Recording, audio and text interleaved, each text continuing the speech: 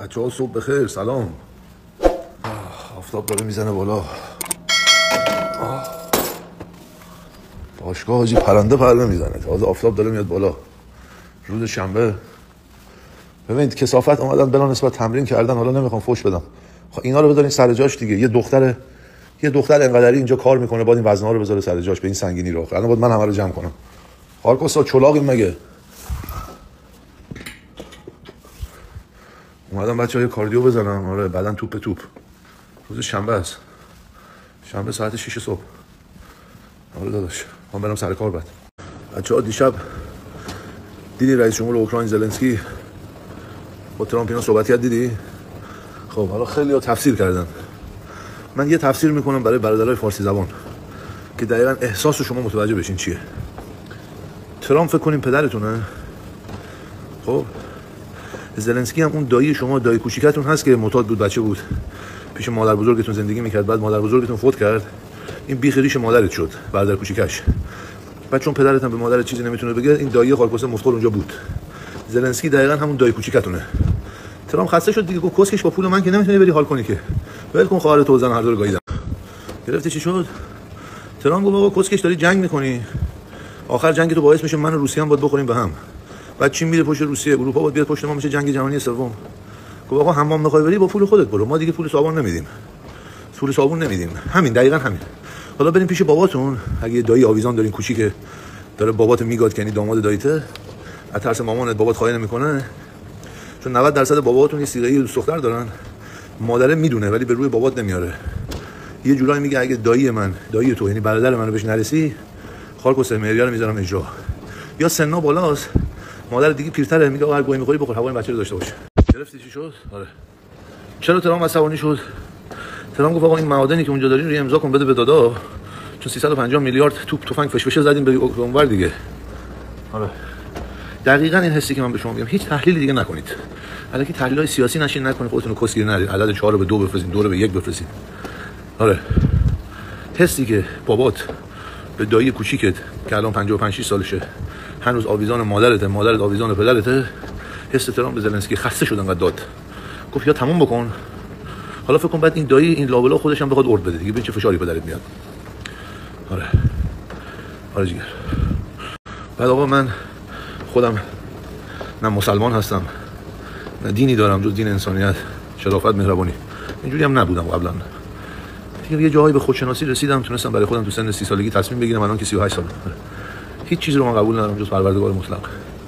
ماه رمضان مبارک باشه بر تمام مسلمانان و تمام معتقدین واقعی، نه مسلمانی که خارکوس بازی در میاره، نه کسی که روزه است با زن شوهردار صحبت میکنه، نه کسی که روزه است در مورد زن و بچه مردم صحبت میکنه، نه کسی که روزه است حق مردم رو ضایع میکنه. آره من به خاطر اون مسلمانای واقعی از امروز تا 1 ماه نه مشروب میذارم نه غذا.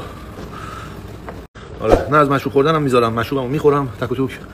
هیچ اعتقادی من به این چیزا ندارم، من فقط به انسانیت اعتقاد دارم. ولی ماه رمضان یه خوبی داره، کسایی که فاستینگ نمیتونین بگیرین 16 ساعت نخورین 8 ساعت، خب میگم اون 16 ساعت فاستینگ توش آب میتونین بخورین ولی خب روزه آب نمیتونین. میتونی از خدا مرخصی بگیر دیگه، وسطای روزه از خدا مرخصی بگیر، برو آب بخورم بیام. اگه یادت نباشه آب بخوری اتفاقی نمیفته، یه جوری از باطن خودت چیز بگو یادت بره بخور آب. آفرین. من میگم که گوش کن، میدونی چرا دیشب تا استوری نذاشتم؟ خدای وکیلی میخوام به شما بگم، خودتون شک نکردین من بعد پیاده روی دیروز ساعت 7 غروب کجا رفتم غیب شدم؟ کجا بودم بگو ببینم کجا بودم. تو فکر من پارسال برای تولد خودم اون روز آبی داشتم قدیمی، اونو فروختم، کلاه قرمزی رو خریدم. بعد اومدم گفتم آقا کلاه قرمزی رو میخوام تا آخر عمر نگه دارم. دقیقاً پارسال 4 روز پیش من این روز کلاه قرمزی رو خریدم. حاجی من این ماشین سفیده که دیروز دیدم، فانتوم، روز فانتوم، از ذهنم بیرون نمیره. خیلی خارکوس خانی بود. بعد من که دنبال کسموس دیگه نیستم اصلا، که میخوام خیلی انسان باشم. حاجی یه سری الان مادرها منو فالو میکنن و دختراشون هم سن منن، یا یه سری مادرای جوان هستن دخترای جوان سال دارن، اینا منو برادر خودشون میبینن. اعتمادی که این خانوما به من دارن، بعد زنهای بزرگه و نه که فکر بکنی مثلا مثل من کوچیک باشه، نه انسانهای فرهیخته، انسانهایی بودن ازدواج کردن با آدمهای نامی، بچه دار دارن، با آدمهای آبرومند، بچه دارن، خودشون آبرومند، شرافتمند. حالا واسه هر شرایطی از زندگی با هم دیگه نموندن. این خانوما منو فالو دارن. وقتی اینا به دختراشون میگن آقا این دایی رو نگاه آیسانت نگاه کن ایراد نداره، من یه سری کارا رو نباید بکنم. حالا فوش دهنم در میره، متاسفانه نمیدونم چیکار کنم. اونا تو خیابون دخترت میشنون، تو خیابون مردم فوش میدن، ولی اینکه بخوام بی‌ناموسی خط قرمز ملت، بی‌ناموسی ور نمیداره ایران به هیچ وجه من الوجود. خیلی کارا خیلی‌ها کردن، شاید الان بگین آره بابا خوردن و زدن و رفتن، الان دارن زندگیشون رو میکنن، مردم فراموش کردن. یه چشمشو دیدین دیگه، مردم هیچ چیزی رو فراموش نمیکنن، انسانیت رو یادشون میمونه. خیلی‌ها میگن مردم ایران، نه مردم ایران این با باد این ور اون ور میرن، نمیرن با باد. مردم ایران بابا اینا هر روز به یه چیزی ان. اینی که میگم دو بار بلا سر خود من آوردن، یه بار سر خانم‌ها، یه بارم که الکی آشود نسوخته و دهن سوخته داشتن ما رو میکردن توی خارکوس بورس و این کسبازی‌ها سر لباس، با اشتباه فهمیدن که نیست. خب مردم ایران بسیار شرافتمندن. الان دلیل برات میارم الان استوری بعدی. هر کی که به ایران خدمت کرد، چرا یه نفر به کوروش کبیر فوش نمیده؟ یه ایرانی، خود مسلمان، خود همینا فوش نمیدن. چرا به رضا شاه بزرگ کسی چیزی نمیگه؟ همه میگن آقا انسانیت کرد، لطف کرد، با هنر آخوند بود دیگه، مگه نبود؟ چرا کسی نمیگه جنایتکار بود؟ نبود. مردم ایران حالیشونه، هر چیزی ببینن واقعیت میگن. ولی از چرا یکی نمیگه شهیدا دوست بودن؟ چون نبودن. چرا صورت مسئله رو پاک نکنید؟ داداش زندگی خیلی ساده است. مردم ایران شرافت، وفاداری، انسانیت، همه چی رو یادشون میمونه و از همون برم هر خارکوس بازی رو آخرام یادشون. فهمیدی؟ سوشال مدیا جای خوبی اتفاقا. از کامنت های مردم احساسشون رو میفهمید دیگه. ماجوریتی یعنی تو چی میشه فارسی؟ این کل المجموع میتونی احساس مردم رو ببینی دیگه، چون مردم خیلی اینجوری نمیتونن صحبت بکنن، با کامنت میذارن. عکس کوروش کبیر بذار، کامنت رو ببین. عکس شهید با هنر بذار، شاید 4 تا 1090 بگن خواهرش گاییدم، اونم چون نمیدونن داستان، ولی من تاریخو خوندم. حالا بعد عکس رفسنجانی رو بذار ببین چیکار میکنن. عکس خلخالی رو بذار، عکس لاجوردی رو بذار. خیلی های دیگه. منظورم که ملت ایران شرافتمندن، خوب و بد بسیار خوب تشخیص میدن. منم اینجای دماغمو نمیبینم دختر خارجی رو بزن و بگیر و نه. به قول قدیما میگن تو مو بینی من پیچش مو. من زندگی رو اینجوری نگاه نمیکنم، من زندگی رو پند نگاه میکنم. همه چون انسان ها دو دسته هستن، یک عده گیرنده هستن، یک عده دهنده. باید بدی، نه اونو بدی. آره من جزء دسته دوم هستم. اونی که گیرنده است فقط باید مستقیم نگاه بکنه بره. اونی که دنیا رو نمیخواد اون مدلی بره، میخواد یواشتر بره، احساس بکنه سختیشو، میاد تو سری دوم. آره سری دوم به خاطر بقا باید بیشتر بدی تا بیشتر بگیری. آره منم دنبال اون هستم. یه بذری دارم میکنم، در حال کاشتن بذری هستم. تا زمانی که هستم باغبانی این بذر رو میکنم، بزرگش میکنم. اگرم که دیگه نبودم و رفتم، دیگه بستگی به رفتار و کردار من داره که مردم بتونن این بذر منو به اون شکل ادامه بدن، رشد بکنه، یا هم که باید آهنگ یه روزی باغبونی یه مرد مهربونی رو از شادمهر رو پخش بکنن بغل اون بذر من. نهالی کش تو جاده.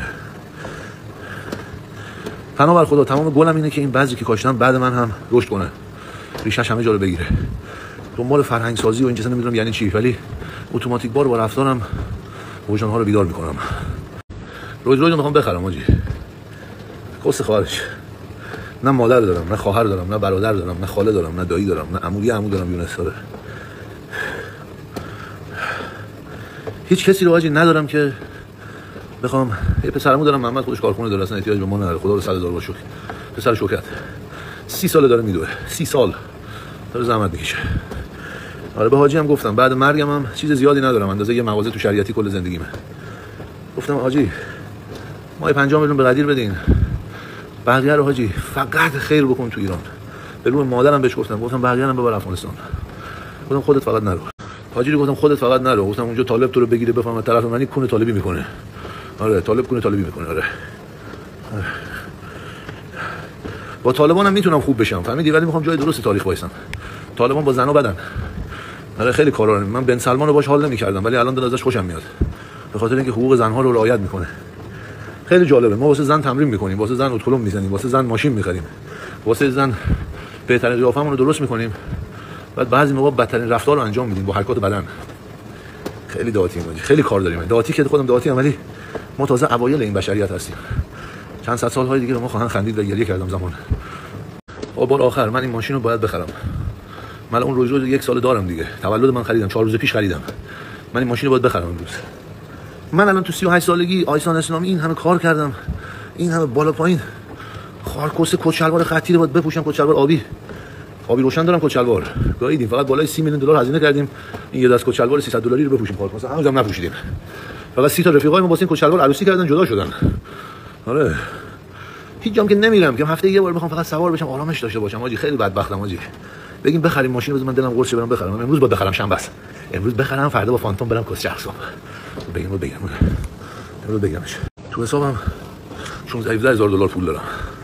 این روز کلاه قرمزی رو میدم برم. میدونی چرا کلاه قرمزی؟ اگه لس آنجلس زندگی میکردم کلاه قرمزی رو نگه می‌داشتم. اینجا اصلا نمیشه سقف وا کرد، اینقدر رطوبت داره اینجا. سقف وا می‌کنی یا خیس عرق میشی، یا زمستون وا کنی خارکوسه میان ساعت معادت میبرن. انقدر اینجا دوزه است، دوز پول. آره دوز موبایل نمیبرن خارکوسه، ولی میزنن ساعت میبرن. آره فانتوم باید بگیرم، باید بشم رجال منطقه. یعنی تو خیابون خارجی یه وقت برادر ما افغانستانی، داداش من ایرانی دانشجو داره با رفیقاشون میرن، با رفیقای خارجی نشستم، من با روز رجالی رد شم کج بشینم. آیسی ها بچه محل ماست، خارکوسه سفینه ایه برای خودش. روز باید بگیرم. میخوام برم قسطی، پول ندارم که 17000 دلار تو حسابم پوله. 4-5000 دلارش باید اجاره خونه بدم. آره میخوام برم زیر قرض و قول. ولی داداش باید یه کاری بکنم که این بچهای سیستان و بلوچستان، مشهد، چابهار، کابل، دوشنبه، یک شنبه، پنجشنبه، جمعه، شهرهای هفان هر جا هست دیگه کسی قصه چیزی رو نباید بخوره. مهاجر توی آلمان، ترکیه اسیر پیاده داره میره، وقتی روز میبینه باید بگه به کیرم، داداش من آیسان اسلامی داره، ما این ماشینم بخرم تقدیم میکنم به شما. جز بنزی که مال شکار رضا شاه خدا بیامرز جیگر منه، اون یه دونه دوستش دارم دیگه. رضا شاه از پدر قدیر حاج نصرت، من رضا شاه رو بیشتر دوست دارم. خاکیه که رضا شاه مثل من افسرده بود، دقیقاً عین من افسرده بود. یعنی من مثل اون افسرده بودم. حاجی عکس بالا سرمه دیگه، منم یه آدم دیوانه ایم. ساعت ها میشینم نگاه میکنم، برعکس میخوابم نگاهش میکنم. هیچ ادعایی برای هیچ کس در زندگی جایز نیست. زندگی خیلی بالا بلندی داره.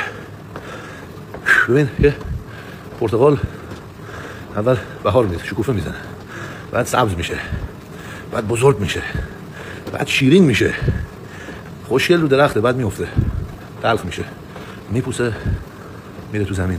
دقیقاً انسان همین انسان دقیقاً. به خداوندی خدا بابا خیلی نشانه ها دور و برتون هست، ببینید. آره ماشین خریدم، به روی مادرم هنوز اصلا هیچ صحبتی نکردم، ولی میخوام الان ساعت 6 صبح. من به حاجی هم نگفتم. حاجی من دیگه 38 سالمه. حاجی که بدبخت میگه بگی باید من این ماشین امروز بخرم. من سن عمر زیاد نمیکنم. من باید تو 38 سالگی ننم گاییده شده از فشار زندگی. باید من فانتوم سوار شم. دارم میگم برم فانتومو بخرم 200000 دلار باید برم زیر قرض، ولی به تخمت خدا بزرگه. ماشین یارو رو بهش دادن. کی بود این یارو؟ این رفیق ما بود، پسر سپان شریفی بود. اون روز آوردمش تو لایو، گفتم همینجوری آوردم تو لایو ببینم حالت چطوره. گفتم من از بچهای بندر خواهش میکنم ماشین تا هفته دیگه ترخیص شه. امروز ترخیص شد. نوکر آقایون بندری، بچه‌هایی که توی بندر هستین، من نمیدونم کدوم بندر بود. آقای شریفی استوری گذاشت که آیسان اسلامی تو گفتی مهربانی جواب میده، گفتی تا هفته دیگه من از بچهای بندر خواهش میکنم ماشین ترخیص کنن. گفت ماشین رو ترخیص کردن. بچه‌هایی که تو اون بندر هستید به آقای شریفی بگین اینستاگرامتون رو بفرسته، من فالو داشته باشم که ما یه بار از شما قدردانی بکنم. دول تک تکتون رو میخورم. خواهر من اگر اونجا هستی دستت میبوسم. ان شاءالله که خدا به همتون عاقبت به خیری و آرامش بده. اسم بندر رو میگیرم تا زمانی که اونجا هستین و رفتین هر شب دعاتون میکنم. بزرگ مرد هستین، بزرگ زن هستین، انسان‌های بسیار آزاده‌ای هستین. آیون قدرت مهربانی رو دیدین دیگه. یه بچه سیکلم توی آمریکام لایو گذاشتم، ولی چون که با مردم دست برادری و بیعت دادم انسانیت، بعد 7 روز ماشین رو آزاد کردن. آقای شریفی میگفت برادرای ما لایو تو رو دیدن. بس دیدی که نه توپ دارم نه تفنگ، هیچی هم ندارم، مایل ها و کیلومترها فاصله دارم از خونه خودم. انسانیت تنها چیزیه که نه احتیاج به وای فای داره، نه احتیاج به بلوتوث داره، نه احتیاج به خارکوسه بازی. فقط باید قلبت رو نسبت به آفرینش، وجود خودت، وجود دیگران، هر موجود زنده‌ای باید ارزش قائل بشی، احترام بذاری، متقابل برمیگرده. 1 ساعت زدم، هیچ کس نیست جز رفیق شیشم. جیگر من 3-4 سال هم اینجا با همین صبح. تو این 3-4 سال کلا 40 کلمه صحبت نکردیم. اینجوریم با هم کاکا. به حاجی زنگ زدم، گفتم میخوام ماشین رو بخرم، تولد من اینا هیچی نخریدم. خب پسر هر چی که خوشحالت میکنه بخر، به روح مادرم. گفت تو انقدر آدم خوشحال کردی هواپیما بخری همه خوشحالن. گفت من باید برم، دارم میرم نوردن لایت نگاه کنم تو کوه حاجی خیالم راحته. گفت برو بخر، تو زحمت میکشی کار میکنی، برو بخر لذت ببر. اینو میگن حاجی جون من. گفتم من چرا میپرسی؟ گفتم پول خودم میخوام بدم، باید میخوام تو من بگی آره. هوای منو داشت. من همین الان میتونم برم دنبال زندگیم تا آخر عمر شاهانه زندگی کنم، ولی 60 سالم بشه ان شاء الله حاجی اگر باشه در کنار تو این دنیا کنار ما که هست، هر برای زنم بخوام ماشین بخرم از حاجی میپرسم، برای بچه‌م بخوام یه کار بزرگ بکنم از حاجی میپرسم. چون تمام دیسیژن یعنی تصمیم هایی که برای من گرفت شدم این امروز. حمیدی و سلام. حالا جیگرتو برم 56 دقیقه 1 ساعت میرم.